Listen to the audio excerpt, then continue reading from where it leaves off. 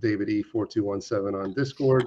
And it's my distinct pleasure to be your instructor, along with Nick, if you want to jump in today, on how to configure and use your Ledger Nano S devices to securely store your precious new VeeFriend NFTs. It would literally be devastating if you were to lose your token to a scam or hack of the wallet that holds your token. So I'm sure you've seen all the scam reports in the Discord and stories of other VeeFriend holders who have lost their tokens to scammers.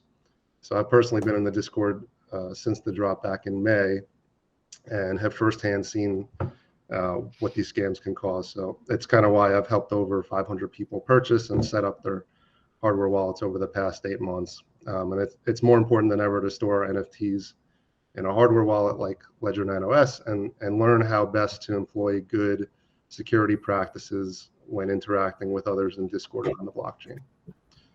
So I say that not to scare you, but I just want to impress upon you the importance of security in this space. So without further ado, yeah, May, what's up? I have a question. So with hardware wallets, I know they are another layer of a security measure, but can you just explain, like, even with the hardware wallet, you are still prone in some ways to lose your NFTs? Yes, you even with a hardware wallet, you can still potentially lose your NFTs.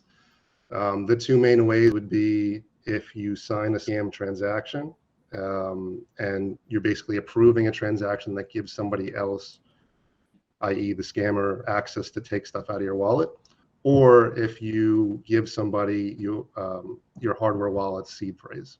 So those are the two main ways that you could lose stuff out of your hardware wallet. There's more ways that you could lose stuff out of your hot wallet.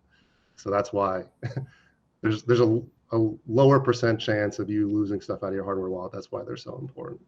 All right, so let's go over why a hardware wallet is so necessary and how it better protects us versus a normal hot wallet. So hot wallets like Metamask, by definition, have had their corresponding 12-word seed phrase touch the internet. That's why it's called a hot wallet. Also, from the Metamask website, Metamask stores the secret recovery phrase, passwords, and private keys in an encrypted format locally on the device where it's installed. So it's on your computer in the browser.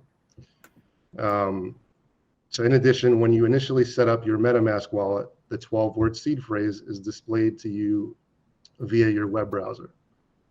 So it's touched the internet, right? If somebody can see your screen or if they have access to your computer, they can take your Metamask hot wallet seed phrase. Conversely, a hardware wallet, also known as a cold wallet, has a 24-word seed phrase that has never touched the internet. As you can imagine, a seed phrase that's never touched the internet is light years safer than one that's been exposed to the internet before. So there's simply a lower chance of it getting seen or stolen. All good so far? All right, so this is important for two big reasons. First is if your computer's compromised by a virus and someone can view your screen or even take control of it, then they could realistically have your Metamask seed phrase. With a hardware wallet, even if a hacker gains control of your computer, they can try to initiate a transaction to steal your NFT, but they can't approve it because they don't have the physical device. So number two, because most phishing attacks target users with fake Metamask sites, and Metamask users are semi-conditioned to enter their seed phrase into a computer, it makes it far more likely that you and me, as fallible human beings, it's more likely that we mess up and enter our seed phrase into a scam site.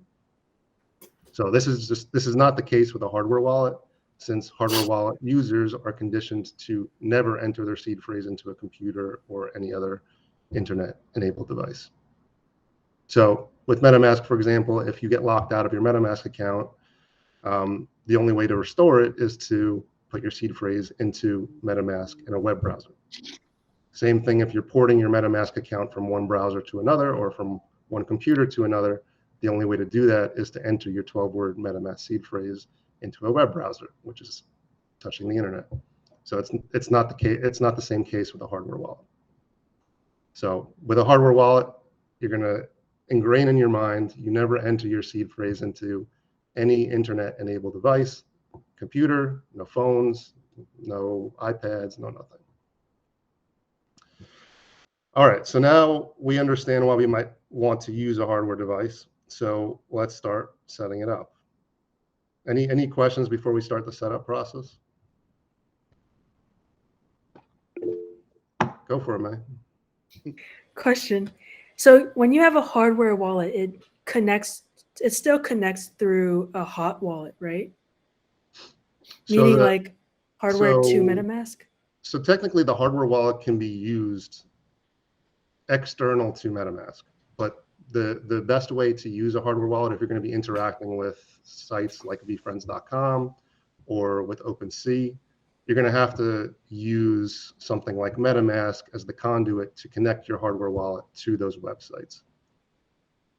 Got it. Thank you. So like the physical ledger device doesn't within itself have a way to connect to websites. We're going to use MetaMask as the connector between the hardware wallet and websites. Very good. Appreciate it. Yep. All right, so I just unboxed a brand new Ledger Nano S, so I'll be setting it up right alongside you, and I'll share my screen so you can follow along. So let me go ahead and share my screen. Actually, before I do that, so first step is to unbox it and open up the little folder that comes with it. And within the folder, there's some getting started information. It basically tells you to go to ledger.com/start, which we'll do in a second. And it's got a couple, hopefully blank, recovery sheets. So if your recovery sheets are not blank, please speak up. They should always be blank. So next, we're going to plug the device in using the cable. So take the device out, take the cable out, and plug it into your computer. So I think that applies to May, John, and Ernesto. David, I have a question. Go for it. So first of all, a question for everyone. Did you guys all buy your ledgers from ledger.com? Typically, we recommend that folks buy them directly from Ledger because there's less of a chance that it's been tampered with. But people do buy them from Amazon or Best Buy is the first time I've heard that, but that's okay. The way that we'll kind of make sure that your device hasn't been tampered with is making sure that the recovery sheets in that little folder are blank, and B, you're going to want to do at least one factory reset of the device. So you'll go through the same steps as us right now, and you'll get the 24-word seed phrase when you first boot the device up. But then at the end of all this, you're going to want to do a factory reset, which you can do directly on the device. You'll go to settings on the device, and you'll do a factory reset, which will put you at the beginning of the process. You'll get a new seed phrase that's different than the first one you'll get now. And that's kind of the way that you'll ensure that even if the first one was seen, this new one has never been seen by anybody but yourself. Okay. All right. So, and then as we go through this, if anything is different for you than what I'm saying, then by all means speak up, because we want to just make sure you have a legit device. I'm pretty sure that when you set the device up right now, and you connect to Ledger Live desktop software, which you'll download in a second, it will check that the device is a genuine device. Okay. So we're going to plug the device in using the cable. It will, when you first boot it up, it'll give you an overview of how to use the device, like using the left and right buttons to navigate the screens and using both of the buttons in tandem to confirm an action. Then it'll tell you to go to ledger.com/start, and we'll download the Ledger Live desktop software. So this software is how we will download things like firmware updates for the device, and the Ethereum app, which is required to approve transactions on the Ethereum mainnet, which is the blockchain that VeeFriends NFTs are on. So I already have Ledger Live downloaded, so I'll wait until U4 confirm that you're done. All right, so now that we've downloaded Ledger Live, desktop software, we will continue scrolling right on the device, and we'll select Setup as New Device. So if you scroll to the right using the right button, it'll show you how to use the device, get started at Ledger Live, which we did, and then it'll give you two options, Setup as New Device or Restore from Recovery Phrase. So we'll select Setup as New Device. The other option is to Restore from Recovery Phrase, which you'd use if you wanted to restore an existing hardware wallet onto this new device, in which case you would enter the old 24-word seed phrase into your new ledger. You basically do that if you lost or damaged your original device. Some people opt to enter their 12-word Metamask seed phrase into the ledger, which is a viable option, but it negates the main benefit of a hardware wallet, because you're entering a seed phrase that's touched the internet into a hardware wallet, so it's technically not a hardware wallet anymore. Some people do that to try and save money on gas, because it does cost gas to transfer NFTs from your hot wallet to the Ledger wallet, but I think they are making a mistake by doing so. All right, so when we select Setup as New Device, it'll ask you for a PIN. So you'll click both buttons when it says Choose PIN, and this is a 4 to 8 digit PIN code that is solely used to unlock or reset this device. So it has nothing to do with your 24-word seed phrase. It only unlocks the device so you can use it. Preferably, you'll choose an easily remembered 8-digit PIN as opposed to 4. So go ahead and do that now.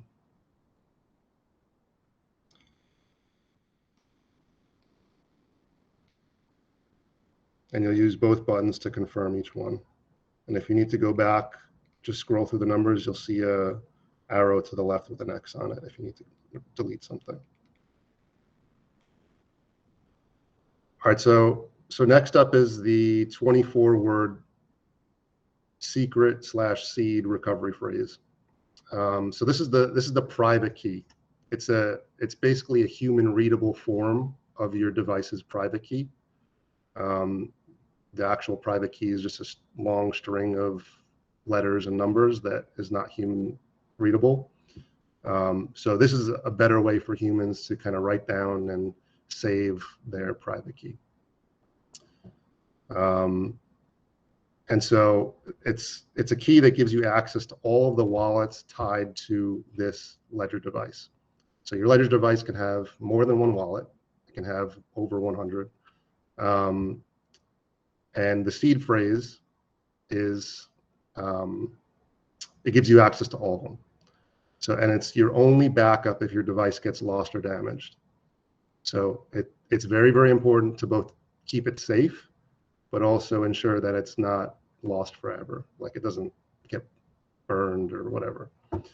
So make sure to write it down legibly in order. The order is important. Spelling is also important, on 1 or 2 of the seed phrase sheets that came in the envelope. Ideally, you'd store one in your home in something like a fireproof safe, and another in someone else's home that you trust in another fireproof safe, or in a bank's safety deposit box. But it's important that you ensure that it doesn't get destroyed forever, and you have like if your house goes up, God forbid, in flames, and this one gets burned, at least you'll have a copy somewhere else. So you want to make sure there's a backup somewhere, so that if one gets lost or destroyed, you have a backup. Of course, so any other comments on that piece? Because I know some the people have different opinions on where to store it. Yeah, no, that's the way I think I would do it as well. And I guess one thing to mention too is that you don't want to take a picture of it. You don't want to store it anywhere online. But yeah, it's just a thing I always want to make sure people know, because some people are like, oh, I have like a hidden camera I have like a hidden camera roll or something, and if it's just not as safe, or it's not worth the risk. Yeah, Because who totally agree. knows? Totally agree. It cannot be stressed enough. Do not don't save it in your phone. Don't take a picture of it. Don't put it anywhere that is connected to the internet. I think it's more of like a worst case scenario that happens, but your phone's not the most secure thing like at all. So it would be like the last thing you'd want to do. Like, yeah. Yeah, to be honest, there's been instances that we've heard in the Discord of people losing their VeeFriends, and it was the only weakness that we identified was that they saved their seed phrase in like an Excel file on their computer, or it was like in their downloads folder, or they saved the picture, or they typed it in their phone notes. It could have been something else, but that is a weakness, so we want to avoid doing that.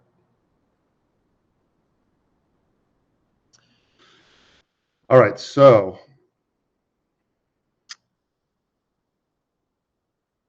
go ahead and scroll to the right.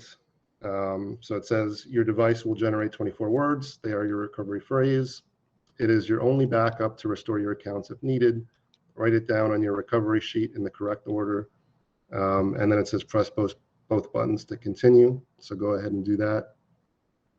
And write it down on one of the recovery phrase sheets. And take your time, because like, for instance, like I'm gonna do a factory reset on this after, but for instance, my word number 3 is lake. If I'm going quickly, I might see take or something. So take your time, make sure you get the spelling right. Yeah, actually, to touch on that, I did that with one of my seed phrases, and like my wallet, I was trying to, I had to reinstall the MetaMask extension, so I had to type it back in. And like I kept typing it. I was like, it's wrong. How is it wrong? And in one of the words, like I put an A instead of an O or something. And I did the same thing. You freak. Yeah. Oh yeah, I freaked out. I was like, what? Wait a second. Like, is my shit's gone? But excuse my language, but like that's how anyone should react if that happens. You shouldn't be calm. Well, I guess you should be calm, but definitely, yeah. If like, any of you ever had any like little dyslexia stuff where you put letters in the wrong order, just write it several times, because like that, that's exactly what happened to me. I figured it out, but I absolutely lost my mind. I mean, so after I went back and actually read the word, I was like, okay, that's clearly that's not a word. So I was like, okay, that's not a word. Maybe I should, but because my handwriting was never known to be very neat. It's not like sloppy, but it's not like, so I rewrote it, shredded the other one. That happened to me earlier this summer. I was like, what the fuck? Why is like, because for some reason, MetaMask took my NFT off of it. So I had to like re-put it on or whatever. And I tried to figure out the word or whatever. And I had to like go back 3 times. And then I figured out that my A looked like an O and it was supposed to be an O, and it all was solved. Definitely agree with John. Write everything several times, especially if you have sloppy handwriting. Yeah. The other 2 safeguards against writing down the wrong seed phrase is after this step where we write it down, the next step is the device will ask you to select each word in order. So it'll double check it for you in a second. And then again, if you want to check it at some point in the future, outside of this initial setup, there's an app that you can download within Ledger Live onto the device called Seed Phrase Checker or something. And within that app, it'll allow you to check it again. All right, so next we're going to go. So if you typed in all of the, or if you selected all the right words in order, it should say your recovery phrase is set. Go to the right, and it'll say keep it in a safe, secure place. We already talked about that. If lost, stolen, or forgotten, all your assets will be. It'll say your device is now ready. Press both buttons to enter the dashboard. When you press both buttons, your computer may make a noise, because this is the first time that the device is connecting to your laptop. And when it says it's on the dashboard, it's just taking you to a selection list that has settings or install app. After we download the Ethereum app, it'll show up in this list. So next we're going to go to Ledger Live on your computer, and we're going to make sure that we have the most up-to-date firmware. So depending on when you bought the device, it may not have the most up-to-date firmware. So yeah, depending on when you bought your device, it may not have the most up-to-date firmware.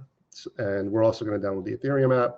So if you open up Ledger Live, if you open up Ledger Live and you look at the top there, it'll say if you have any updates available for either the firmware or for Ledger Live. Obviously, you just downloaded Ledger Live, so there won't be any updates for Ledger Live, but it may say update firmware to whatever version is available. And in that case, it'll say go to Manager. I always personally just go to the Manager tab, which is in the bottom left of the menu. It may have a blue dot next to it.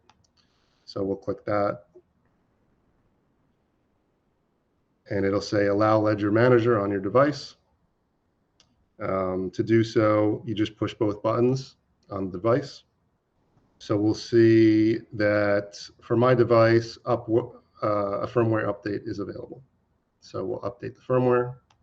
Go ahead and do that if you have an update as well. Whenever you update the firmware, it's going to ask you whether or not you have your recovery phrase available. I've never heard of anybody's firmware update wiping their device, but obviously if they're putting this here, it's possible. So it'll just ask you to say that you have your recovery phrase and then continue.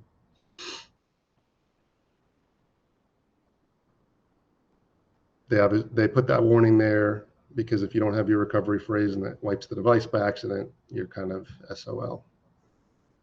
So as it's downloading the update, you should also be able to see that on the device. While it's updating, I do want to point out that in most cases, if your device stops working, like if you've used the device before to approve a transaction and it's all of a sudden stops working, check whether there's a firmware update or an Ethereum app update available in Ledger Live first. Download that and then see if it fixes the problem. Or just close your browser and reopen it and try again. But the majority of cases I've seen, updating the firmware and updating the Ethereum app helps fix a lot of issues. All right, so now that it's done on the device, it's asking me to confirm. So I'm going to scroll to the right and confirm the update.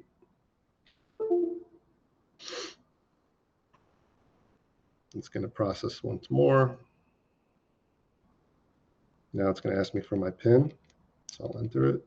All right, and the firmware is updated. All right, so now we're going to install the Ethereum app. So we're going to click on Install Apps. It'll take us back to the Manager screen. It's going to ask us to allow Ledger Live on the device, so we'll approve it on the device. And now we're going to find the Ethereum app. Up here, you can see what apps you have. Right now, the capacity is completely free. We haven't installed anything yet. We'll search for ETH, Ethereum app. We'll install. It'll take up a decent chunk of the available memory. So this is why some people opt for the Ledger Nano X. The X has more memory. It also has Bluetooth. I personally am a bigger fan of the Nano S. There's less bells and whistles, less that can go wrong. Doesn't have a battery like the Nano X. I've heard people having overheating issues with the X because of the battery. So overall, I'm a fan of the Ledger Nano S so long as you don't need to download more than like 2, 3, or 4 apps, which in most people's cases is completely enough. They don't need more than 3 apps. All right, so now the app has been installed. Let's see. You can see on my device, hopefully, Ethereum. So that's where the Ethereum app should be. So now that we have the Ethereum app downloaded, we will get out of Manager. So you can click on anything else. I'll click on Discover or something. Because if you're clicked on Manager and you're trying to do stuff on the device, it'll keep kicking you out because the manager is going to keep trying to put you back on the home page of the device, which is not where you want to be. You want to be in the ETH app. So we're gonna double click. We're gonna click both buttons on the Ethereum app, and it'll say application is ready. And we're gonna scroll to the right to settings. We're gonna click both buttons on settings, and then let me stop presenting for a second. And then we're gonna come to a setting called blind signing. Blind signing is just you telling the device whether you want it to be able to approve smart contract interactions or not. If you don't enable this setting, you'll only be able to send ETH. But if you want to interact and like buy stuff on OpenSea, or you want to transfer an NFT from yourself to somebody else using OpenSea's smart contract, you have to enable blind signing. So the majority of what we're going to be doing is smart contract interactions. So we're going to want to set this to enabled. So click both buttons on blind signing so that it says enabled. All right, so double click both buttons on blind signing so that it's enabled. And then the other thing I want to call out is that anytime you update your firmware or the Ethereum app, maybe just the Ethereum app, anytime you update the Ethereum app, you'll need to reset it back to enabled. So that kind of trips people up sometimes if they update the ETH app and then they try and buy something on OpenSea and they're like, my device is not working. Check that setting. All right, so now that we have the device set up, we'll need a way to enable our hardware wallets to interact with websites like VeeFriends.com and OpenSea. So the best way to do that is via Metamask as the conduit. So everyone open up their web browser that has their Metamask account. And let me share my screen.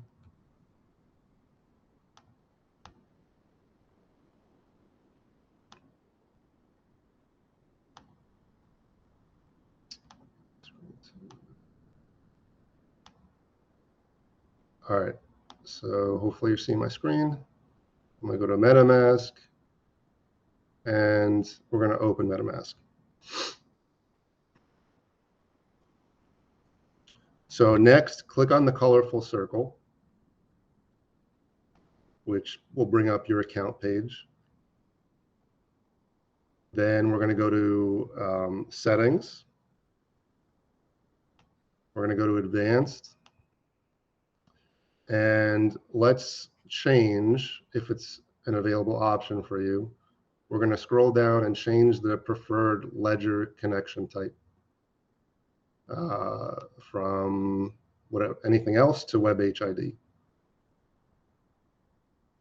So this is the best and least obtrusive way to use your ledger with MetaMask now. It used to be Ledger Live, which was very cumbersome for people with Microsoft Edge or Google Chrome browsers. They've really enhanced it with this WebHID option. If the setting is not there for you, then don't worry about it. You're using a browser that doesn't require it. All right, next we're going to go back to our account page by clicking on the colorful circle, and we're going to do the Connect Hardware Wallet option.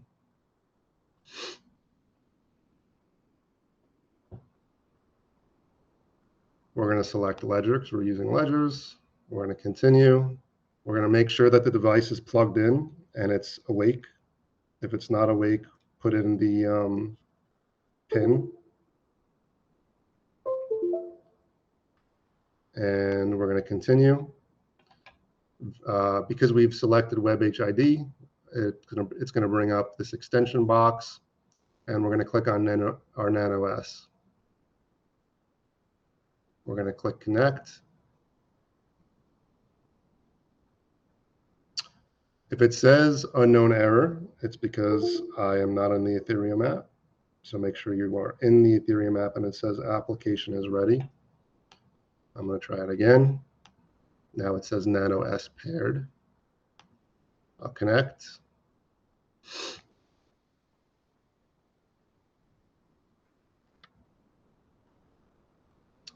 And this is exactly where you want to be, at the select account page with 5 wallet options. So Is anybody having issues with that, or everybody good? Let me know verbally because I can't see you. Good. Awesome. So these are a sampling of your new hardware wallet addresses that are tied to your device.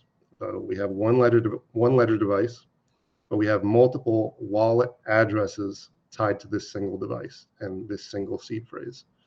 So you can scroll through and you'll see multiple. It'll ask you to connect each time you go to a different page.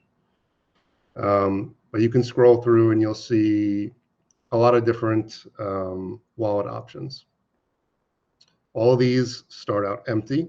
All of these are hardware wallet addresses.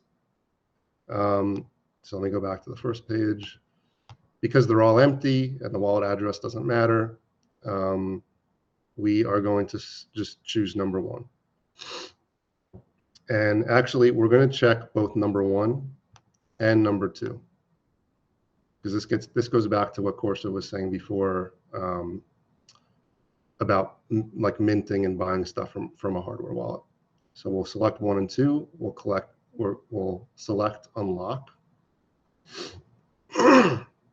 And now, if we scroll down, we can see the 2 new accounts that I've ported over from the hardware wallet to MetaMask, Ledger 1 and Ledger 2. And you can see that they say hardware next to it, as opposed to a hot wallet that does not say hardware next to it.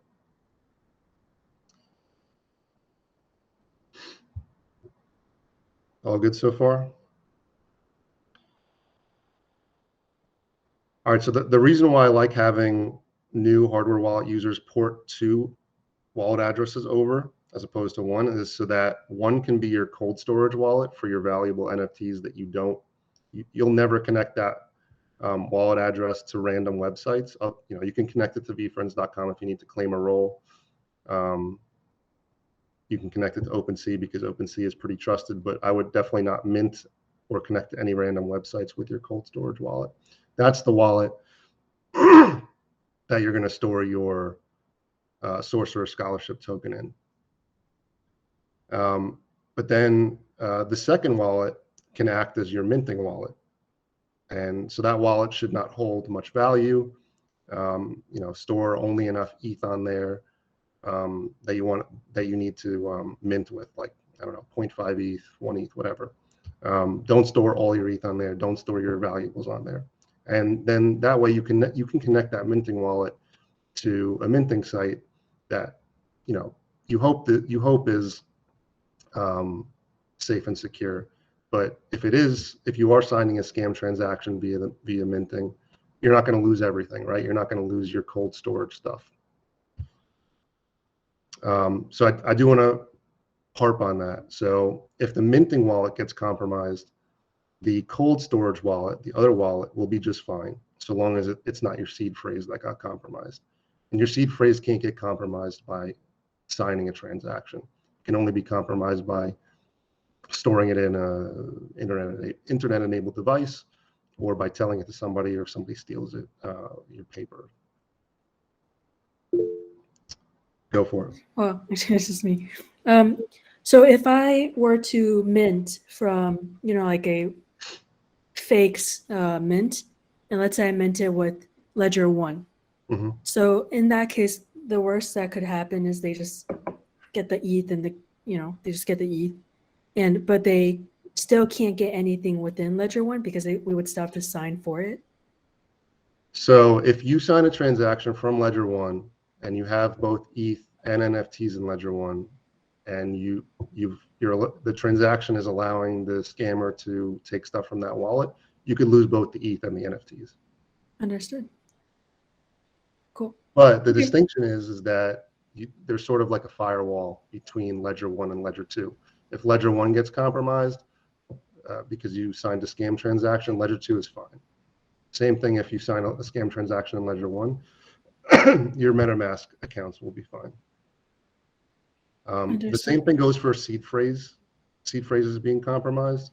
So like we went over earlier, your MetaMask wallets, your hot wallets, are protected by a 12-word seed phrase. and the ledger wallets are protected by a 24-word seed phrase that we just wrote down today. So if somebody gets your 12-word MetaMask seed phrase, your hardware wallets will be fine, even though they've been ported over into MetaMask. So I want to make that distinction again. So if I give my seed phrase away for whatever reason to my MetaMask hot wallets, all of the MetaMask hot wallets in this MetaMask account will be compromised. But my ledger wallets, my hardware wallets, will not be compromised.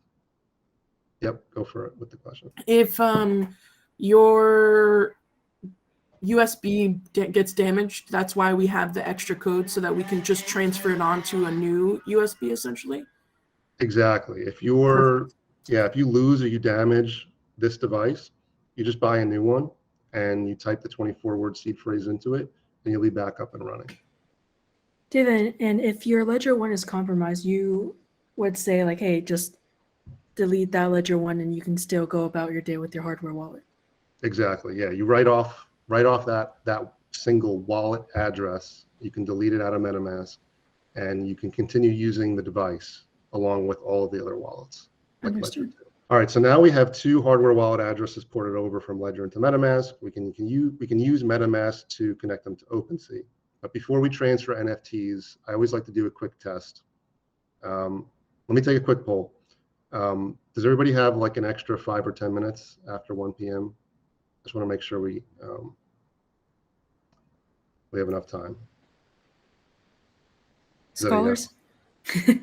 I guess that's a yes. Okay, cool. All right, so before we transfer, I gotta dip out too. Sorry about that. say it again. I gotta dip out too. Okay. All right. So that's exactly why this is being recorded, so you can watch the end at your leisure.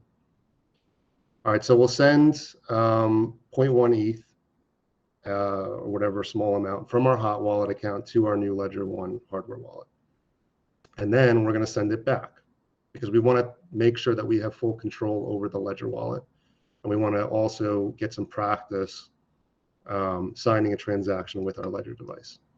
So make sure you send enough that you'll have enough to pay gas on the way back. So that's why I say 0.1 ETH. So to do that, we'll click send. So I'm going to go to my hot wallet here. Actually, I'm going to go out of this full page view, and I'm going to go to the extension. And I'm going to go to my hot wallet that has 0.1 ETH. I'm going to click send.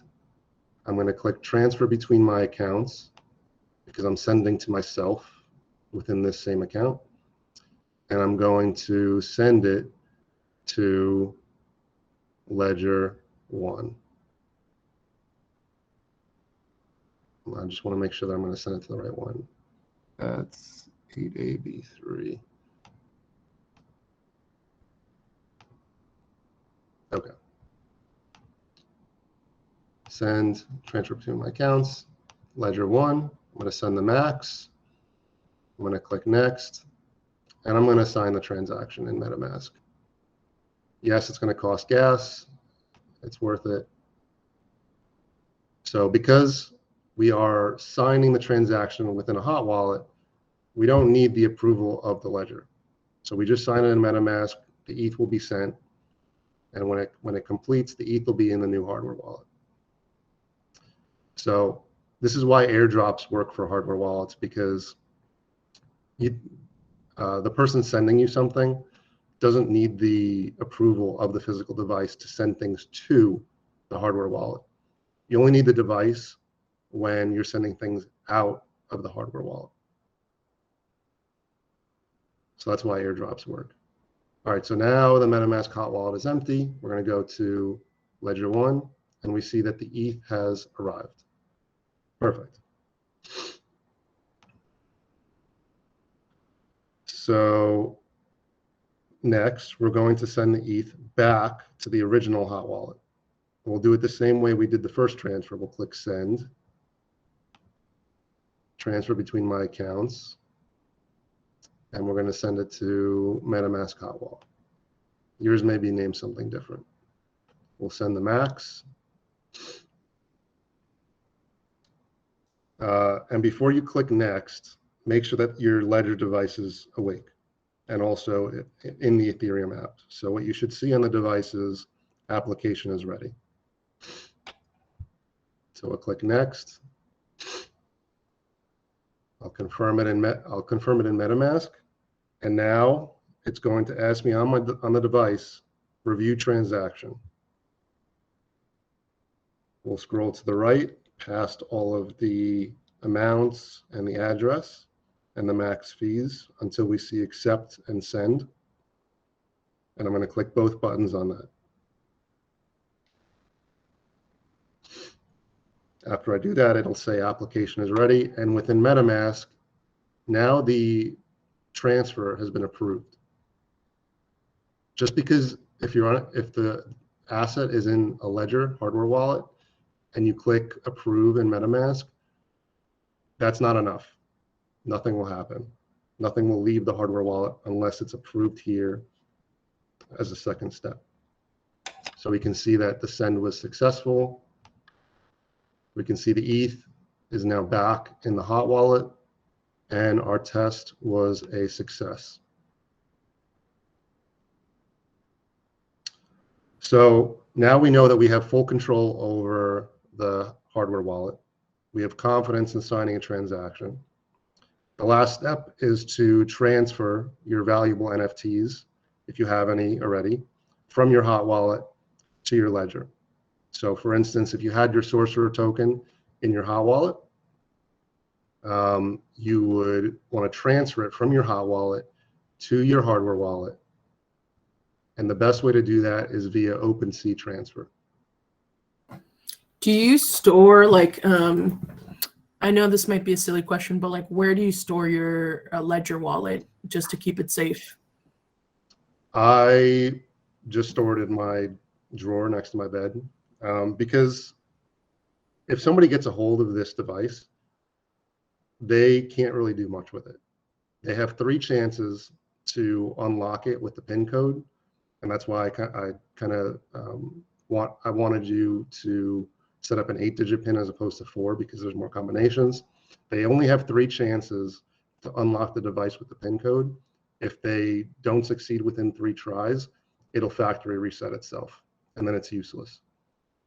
So this device means nothing without having the PIN code. So I don't care if somebody steals this. I don't care if I lose it, because so long as I have the seed phrase, I can just put it into another device and set myself back up. And nobody can really do anything nefarious with the device without the PIN code. With that being said, I don't recommend, like, physical attack vectors are still there. So what I would recommend is if you're going to VCon, don't bring the device with you, because what you don't want to have happen on the off chance, God forbid, somebody, you're walking down whatever alley and you have the device on you and they know that you have an expensive NFT for, this is a very off chance, right? They could force you to unlock the device for them or tell them the PIN code, right? So you don't want to have the device on you in a place where that's not safe. But in your home, totally fine. If you have to travel with it, that's fine. All right. So like I was saying, if we want to, let's say we have these NFTs in our hot wallet, and we want to transfer them to a new hardware wallet to protect them. This is my minting wallet. I don't really have anything expensive here. So I'll just click on the NFT. First, MetaMask connects to websites based on whatever wallet is selected in the accounts page. So let's say I want to view NFTs in my hot wallet. I'll select this and I'll sign into OpenSea profile. Right now, in the accounts page, I have this minting wallet. This is the same wallet that I just showed you, the BD-minting. So I have that selected, and that's why OpenSea is recognizing that specific wallet. So now I've selected the right wallet. I've logged into OpenSea. Now I can click transfer on the specific NFT, and you'll put the address in. So the way you get the address, at least the way I do, is I'll go in MetaMask, and let's say I'm transferring this to Ledger 1. I'll click on Ledger 1 real quick. I'll copy the address. You'll see OpenSea now switched to the Ledger 1 account, which does not own this NFT. So that's why it's saying make offer as opposed to sell. I'll switch back to the wallet that owns this NFT. You can see now owned by you. I'll click transfer. I'll paste the address. This is the Ledger address I just copied. I'll click transfer. And then it'll ask me to sign in MetaMask. And yes, it costs gas, obviously. It'll ask me to sign in MetaMask. And then it'll ask me to sign a second time on the device. No, I'm sorry. It will not ask me to sign on the device, because in this example, this NFT is in a hot wallet. I'm sending it to the hardware wallet. So it will not require approval from the device. I'll just sign it in MetaMask. It'll process on the blockchain. And once it's done processing, this NFT will move from the hot wallet to the new hardware wallet. And then the way you can check that it made it there safely is you would go into your MetaMask account page. I'll just cancel this. You go into your MetaMask account page, you can select Ledger 1 and click Profile, and it'll show you any NFTs that are in this hardware wallet. So if I had sent something from a hot wallet to this wallet, it processed on the blockchain, it'll show up here. This is the best way to view your NFTs. You can also view them on Etherscan, but really the best way is OpenSea currently. When you transfer an NFT to a hardware wallet, it will not show up in Ledger Live. It will not show up in MetaMask. And that's why I'm kind of harping on the point that you'll want to connect your hardware wallet to OpenSea to show the items that are in it. And once it hits there, you've successfully protected that NFT. It won't leave the wallet, the hardware wallet, until the physical device approves it to go out, either via transfer or a sale, etc. The same thing goes for if you're trying to buy something on OpenSea. You would just, again, select the hardware wallet in MetaMask accounts. You'd have ETH in here, and you would go to the NFT you want to buy. You click on the NFT you want to buy. You approve it in MetaMask, and then it'll send the transaction to the device for a second approval, because you're sending ETH out of the hardware wallet to procure the NFT. So again, anything leaving the hardware wallet requires approval. And again, going back to one of my prior points, I highly recommend using your hardware wallet, preferably the minting hardware wallet, to buy NFTs. Because once you buy it, it's immediately protected by the hardware device, as opposed to buying in MetaMask and then having the transfer. If on whatever off chance you buy like a Bored Ape for, I don't know, millions of dollars, and you buy it with a hot wallet, somebody could potentially have your seed phrase. Somebody could steal it from you before you transfer it to the hardware wallet. I know it's an edge case, but that's why I always kind of teach people to buy directly from the hardware wallet.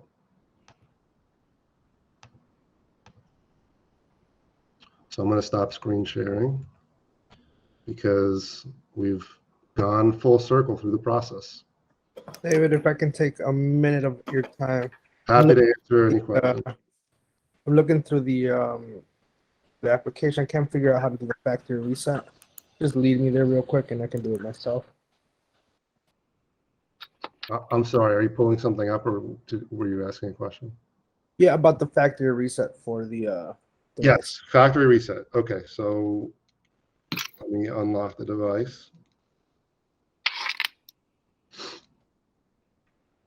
So you'll unlock the device, you'll go to the home page. So if you're in the Ethereum app, you go to the right and click quit so that you're back on the home page with Ethereum settings and install app. You are going to hold both buttons down for about 3 seconds until it takes you to a different list that has settings and lock device. You click both buttons on settings. You will go to security and click both buttons on security, and then scroll all the way down and you'll see reset device.